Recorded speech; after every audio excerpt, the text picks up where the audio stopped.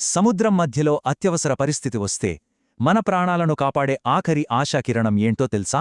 ఒక అద్భుతమైన ఇంజనీరింగ్ సృష్టి. అదే లైఫ్ రాఫ్ట్. ఈనాటి మన విశ్లేషణలో ఈ సర్వైవల్ టికెట్ వెనకున్న సీక్రెట్స్, దాని తయారీ విధానాన్ని పూర్తిగా డీకోడ్ చేద్దాం. సో, ఎలాంటి లేట్ చేయకుండా నేరుగా ఈ ఆసక్తికరమైన అంశంలోకి దూకేద్దామా? ఒక్కసారి ఊహించుకోండి, నట్టేటి సముద్రం, భయపెట్టే రాక్షస అలలు, ఒక షిప్ మునిగిపోతోంది. ఆ సెకండ్లో ఏం జరుగుతుంది? ఇలాంటి ఎమర్జెన్సీ టైంలో ఏమాత్రం పొరపాట్లకు ఛాన్స్ లేని ఒక పక్కా ఎస్కేప్ ప్లాన్ మనకు ఖచ్చితంగా కావాలి. ఆ ప్లాన్లో నిజమైన హీరోనే ఈ లైఫ్ రాఫ్ట్. ఇక్కడి నుంచి అసలు కథ ఎలా మలుపు తిరుగుతుందో చూద్దాం. 1912కు ముందు సముద్ర ప్రయాణాల రూల్సు చాలా డిఫరెంట్గా ఉండేవి. టైటానిక్ ప్రమాదం గురించి మనందరికీ తెలుసు కదా. తగినన్ని లైఫ్ గోడ్స్ లేకపోవడం వల్లే ఏకంగా 1500 మంది ప్రాణాలు కోల్పోయారు. ఆ ఘోర విషాదం తర్వాతే అంతర్జాతీయ సోలాస్ చట్టం అమల్లోకొచ్చింది. షిప్లో ఎంతమంది ఉంటే ఖచ్చితంగా 100% అందరికీ సరిపోయేలా లైఫ్ రాఫ్ట్స్ ఉండి తీరాలనే స్ట్రిక్ట్ రూల్ అక్కడ్నించే పుట్టింది. అసలు ఈ లైఫ్ రాఫ్ట్ అంటే ఏంటి? చాలామంది ఇదొక మామూలు గాలిపడవ అనుకుంటారు. కానే కాదు. ఎమర్జెన్సీలో ఆటోమేటిక్గా విప్పుకుని 4 నుంచి 50 మంది ప్రయాణికులను ఏకంగా 30 రోజులపాటు సముద్రంలో సురక్షితంగా ఉంచగల ఒక తాత్కాలిక ఇల్లు ఇది. ఒక రకంగా చెప్పాలంటే నడి సముద్రంలో ఇది మనల్ని బతికించే ఒక ఫ్లోటింగ్ షెల్టర్. ఈ రాఫ్ట్ కేవలం నీటిమీద తేలడానికి మాత్రమే కాదు, ఇదొక మల్టీపర్పస్ టూల్లా ఎలా పనిచేస్తుందో చూద్దాం. ఎప్పటికీ మునిగిపోకుండా కాపాడే బోయన్సీ, తీవ్రమైన ఎండ, వానాల నుంచి రక్షించే కానోపీ కవర్, ఎవరికైనా సిగ్నల్స్ ఇవ్వడానికి అనువైన ఎత్తైన ప్లాట్ఫామ్, అన్నిటికీ మించి కింద సొరచేపల దాడి నుంచి రక్షించే బలమైన ప్రొటెక్టివ్ ఫ్లోర్. అంటే పైన ఆకాశం నుంచి, కింద సముద్రం నుంచి వచ్చే ముప్పుల నుంచి ఇది ఒకేసారి మనల్ని కాపాడుతుందన్నమాట. సరే, ఇప్పుడు దీని తయారీ గురించి చూద్దాం. మహాసముద్రపు భయంకరమైన వాతావరణాన్ని తట్టుకోవాలంటే దానికి వాడే మెటీరియల్ కూడా అంతే స్ట్రాంగ్గా ఉండాలి కదా. అందుకే దీనిని నియోప్రీన్ రబ్బర్ కోటెడ్ నైలాన్ ఫ్యాబ్రిక్తో తయారు చేస్తారు. ఇది ఉప్పునీటికి అస్సలు పాడవదు.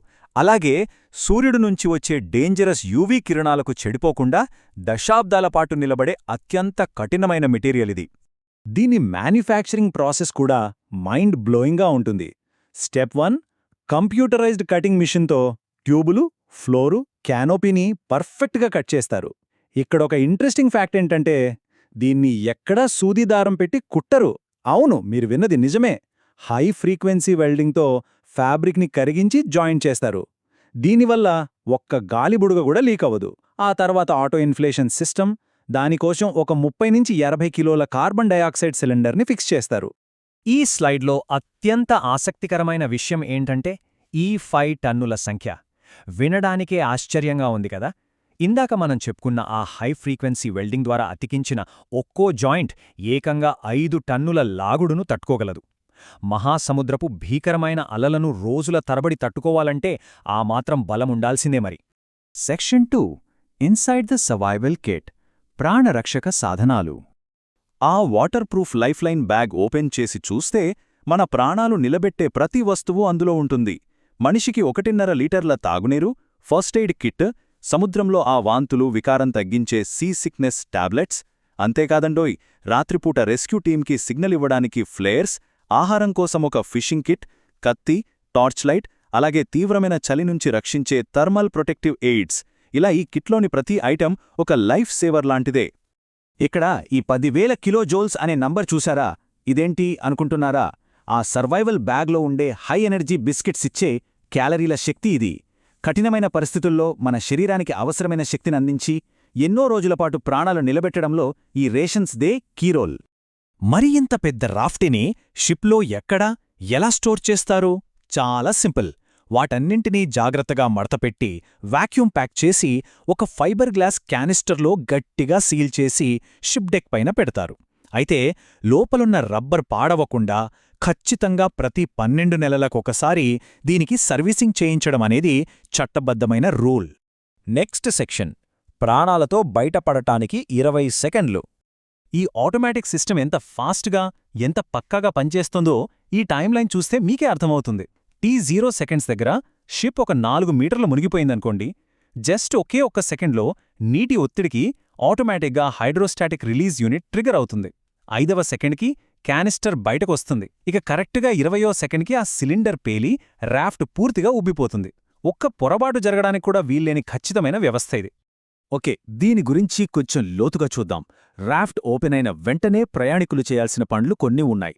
ముందుగా తాడు, నిచ్చెన సహాయంతో లోపలికి ఎక్కేయాలి. వెంటనే ఎండ, చలి నుంచి రక్షణ కోసం ఆ కానోపీ కవర్ని క్లోజ్ చేయాలి. ఆ తర్వాత గాలికి పడవ ఎక్కడో కొట్టుకుపోకుండా సీ యాంకర్ని నీళ్లలోకి వేయాలి. వెంటనే రెస్క్యూ టీం కోసం ఫ్లేర్స్తో సిగ్నల్స్ ఇవ్వడానికి రెడీ అవ్వాలి. దీర్ఘకాలిక భద్రతకు ఈ యాక్షన్స్ అన్నీ చాలా చాలా క్రూషియల్. ఈ లైఫ్ రాఫ్ట్ల వ్యవస్థ ఎంత పటిష్టంగా ఉంటుందంటే ఏకంగా -20°C కూడా ఇవి పర్ఫెక్ట్గా పనిచేస్తాయి. ఆర్కిటిక్ లాంటి గడ్డకట్టే చలి ఉండే సముద్ర మార్గాల్లో ప్రయాణించే షిప్స్ కోసం ప్రత్యేకంగా డిజైన్ చేసిన ఇన్సులేటెడ్ లైఫ్ రాఫ్ట్స్ని ఉపయోగిస్తారు. ఇక ఈ 5 సెకండ్ల మ్యాజిక్ ఏంటో తెలిస్తే మీరు ఖచ్చితంగా ఆశ్చర్యపోతారు. ఒకవేళ సముద్రంలో విసిరేసినప్పుడు రాఫ్ట్ తలకిందులుగా పడితే పరిస్థితేంటి? ప్రాణాలు పోయినట్టేనా? నోవే! రాఫ్ట్ అడుగు భాగంలో కొన్ని వాటర్ పాకెట్స్ ఉంటాయి. అవి డెడ్ వెయిట్ లాగా మారి కేవలం 5 సెకండ్లలో తలకిందులుగా ఉన్న రాఫ్ట్ని వాటంతట అవే ఆటోమేటిక్గా తిన్నగా నిలబెడతాయి. గ్రావిటీతో ఆడుకునే అద్భుతమైన ఇంజనీరింగ్ ట్రిక్ ఇది. ఇక ముగింపుగా మనందరం అడగాల్సిన అతిపెద్ద ప్రశ్న ఒకటుంది. ఒక 10 మందికి సరిపోయే లైఫ్ రాఫ్ట్ ఖరీదు సుమారు 1.5 నుంచి 3 లక్షల రూపాయల వరకు ఉంటుంది. కాని ఆలోచించండి, అత్యంత భయానకమైన పరిస్థితిలో కనీసం ఒక్క ప్రాణాన్ని నిలబెట్టడానికి ఆ మాత్రం ఖర్చు చేయడం పెద్ద విషయమా? ఖచ్చితంగా కాదు. ఎందుకంటే మనిషి ప్రాణం వెలకట్టలేనిది.